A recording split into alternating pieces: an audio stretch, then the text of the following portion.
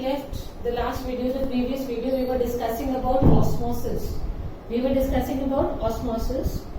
said osmosis is a term used to refer specifically when it is diffusion of water across a semi-permeable membrane. So osmosis is what? Osmosis is a special case of diffusion, but we use it specifically only for water. When we say we are talking about osmosis, osmosis is a special case of diffusion in which what happens is this term osmosis is used specifically for the diffusion of water.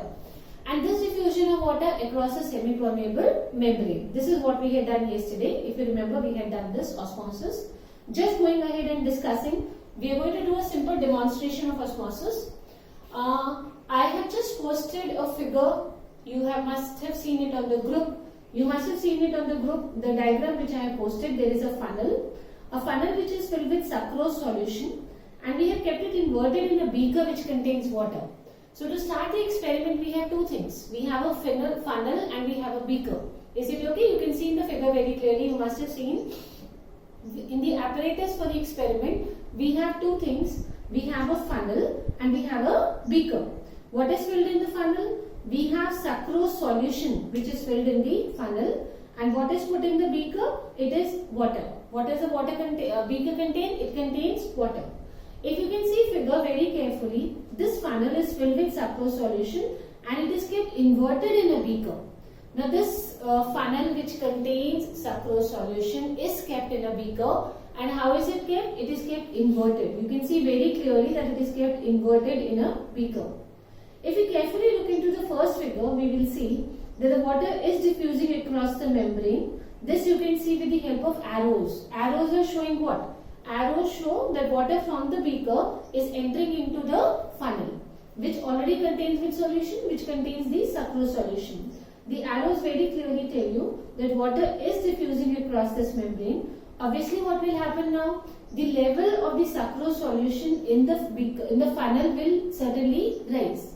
Supposing we had 250 milliliters of solution of sucrose and we have another 50 milliliters of water entering the funnel. So what will be the level of the level inside the funnel? It will reach to 300. What I am trying to tell you and what I am trying to explain it to you is beta, that water is diffusing. Water is diffusing across the membranes and it is raising the level of the solution in the funnel. Now see the second figure. If you see in the second figure, how is the second figure different? If you talk about the similarity between the first and the second figure, the similarity is the setup of the apparatus. The apparatus is exactly the same. We have a funnel which is filled with solution of sucrose. We have a beaker which is filled with water. Then what is different in the second figure? In the second figure, if you can see, from the top we are applying some pressure. What are we doing? We are applying some pressure. And you will see very carefully that there are no arrows which are shown in this figure, the second figure. That means when pressure is applied, now what happens? This stops the water movement into the funnel. The only change that you will find in the second figure is that on the top we have pressure being applied and there are no arrows demonstrating the flow of water from the beaker into the funnel. Now you must have got a little bit idea of what I am trying to tell you. Now let me go ahead and tell you. We have done a very simple experiment. We took a solution of sucrose and water in a funnel. We separated this solution of sucrose which was in the funnel from the pure water in a beaker through semi-permeable membrane. We have already taken two apparatus. We have sucrose solution in the funnel. We have water in the beaker, but we have to ensure that they don't mix up. We need to have them separated. How are they going to remain separated? They will be separated with the help of a semi-permeable membrane. Now how to get a semi-permeable membrane? Supposing I want to do this experiment at home, it's very simple. I can make a sucrose solution at home. I can fill it in a funnel. I'll take a simple beaker and put water in it. Only what is needed is a semi-permeable membrane. How to get a semi-permeable membrane?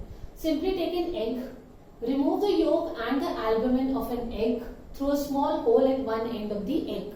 Take an egg, make a small hole at one end of the egg, remove the yolk and the albumin of the egg, and now you place the shell in dilute solution of HCl for few hours. Is it clear for everybody? What did we do? We took an egg, we removed the yolk, we removed the albumin of the egg, and then we made it through a small hole at one end of the egg. It could be any end beta. And now you place the shell in dilute solution of HCl and you keep it there for few hours. After a few hours, you will see that the eggshell dissolves and the permeable membrane is left behind. You can use this membrane to separate the sucrose solution in the funnel from the water in the beaker. I hope everybody is clear with the apparatus that we have taken. We took a funnel in which what is filled? Sucrose solution. We took a beaker in which water was filled. We separated the funnel and the beaker, water content and the sucrose solution with the help of a semi-permeable membrane. I also told you how to get a semi-permeable membrane. It is very simple. Take an egg, remove the yolk and the albumin of an egg through a small hole at one end of the egg, and now place the shell in dilute solution of HCl for a few hours. After a few hours, you will see that the eggshell dissolves and the permeable membrane is left behind. Now, what is the observation? Your apparatus is all ready. You've set up your apparatus. The second step in the experiment is always the observation. Apparatus is ready. We have a funnel, inverted, sucrose solution kept in what? Kept in a beaker which is containing water. Of course, they are separated by semi-permeable membrane. The observation will be that water will move in the funnel.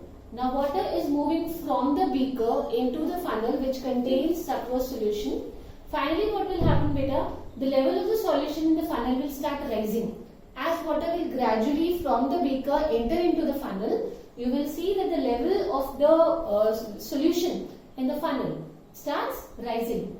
This will continue till equilibrium is reached. This process will continue. Water will keep moving from the beaker into the funnel where we have the sucrose solution till what is maintained? Till equilibrium is maintained. Now, the second step says external pressure is now applied from the top or the upper part of the funnel. Now, what are we doing in the second step? The figure which I posted to you, you need to see carefully that when we apply pressure from the top part of the funnel, we will see what is happening. No water is diffusing into the funnel through the membrane. Earlier, what was happening? Water was diffusing from the beaker through the membrane into the funnel. Now, once the pressure is applied, what will you see? You will see now that there is a change. There is no water which is diffusing into the funnel through the membrane. What does this mean? What does this conclude? This means there is a pressure which is required to prevent water from diffusing. Is it clear?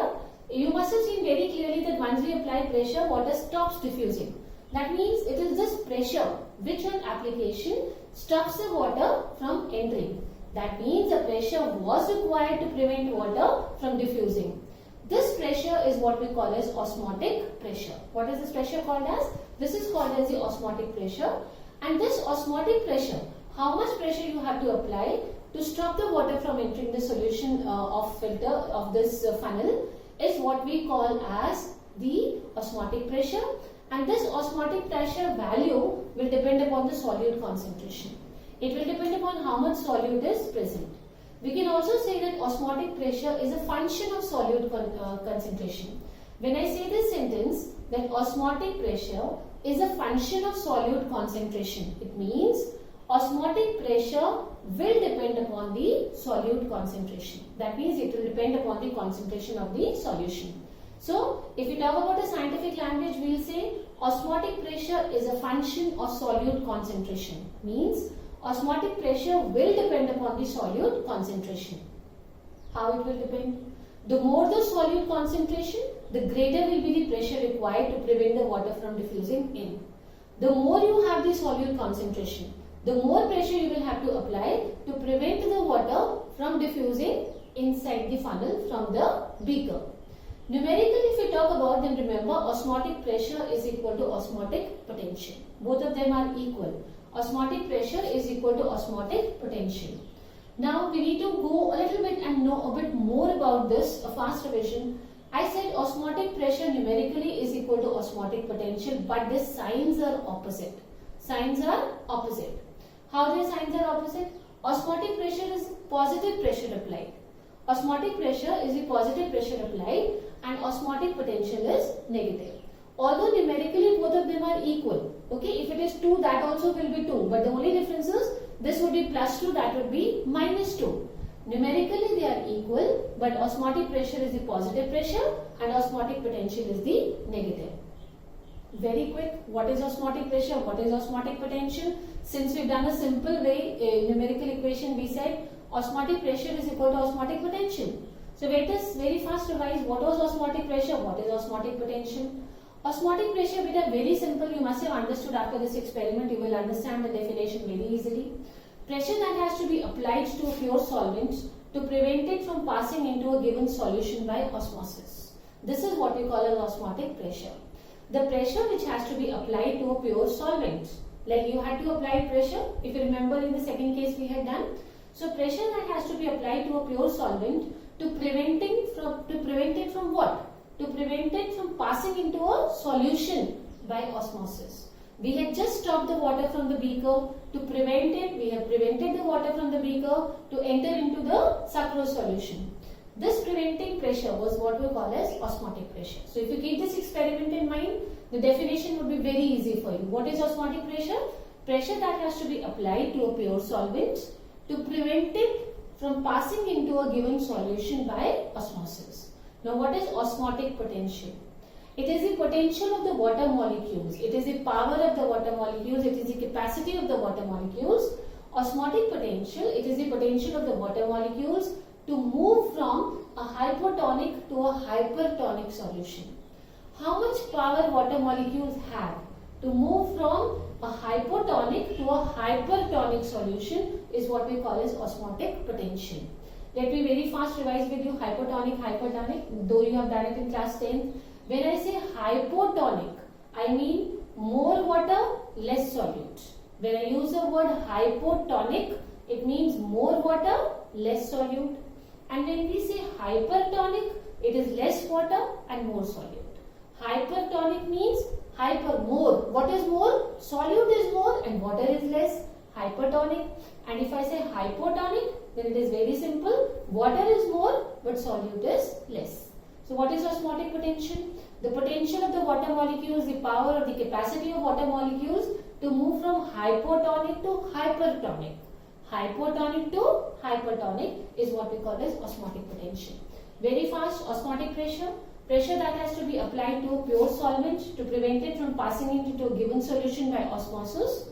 Osmotic potential is the potential of water molecules to move from a hypotonic to a hypertonic solution. Numerically, osmotic pressure is equal to osmotic potential, but the signs are different. Always remember, osmotic pressure is the positive pressure applied and osmotic potential is negative.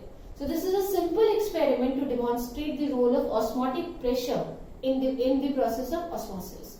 To prevent osmosis, what you need to apply? You need to apply certain pressure so that osmosis does not take place.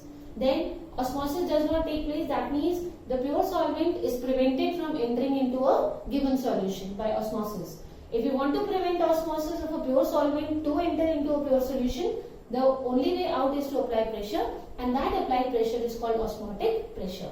I told you this osmotic pressure is a function of solute concentration. That means it will depend upon solute concentration. The more the solute concentration, the greater the pressure you will have to apply, or you can say the greater will be the osmotic pressure. Very fast revision. Osmotic potential, potential of water molecules to move from hypotonic to hypertonic. So, osmotic pressure numerically is equal to osmotic potential, but the signs are different. Osmotic pressure is positive, whereas osmotic potential is negative. I hope the experiment is very clear. In the first case, we did not apply pressure. We did not apply any osmotic pressure. What happened? Very simple. The pure solvent molecules were passing into the solution by the process of osmosis. Here we had water and sucrose solution. But in the second case, when we applied pressure, it prevented the pure solvent molecules to enter into the given solution by osmosis, and this pressure is what we call as osmotic pressure. Very simple definition. Osmotic pressure is the pressure that has to be applied to a pure solvent to prevent it from passing into a given solution by osmosis. So this is a very simple experiment so that you understand what is the role of osmotic pressure. It basically prevents. It prevents what? It prevents the molecules of the pure solvent to pass into a given solution. And of course it will depend upon the solute concentration. That is why we say osmotic pressure is a function of the solute concentration. Thank you.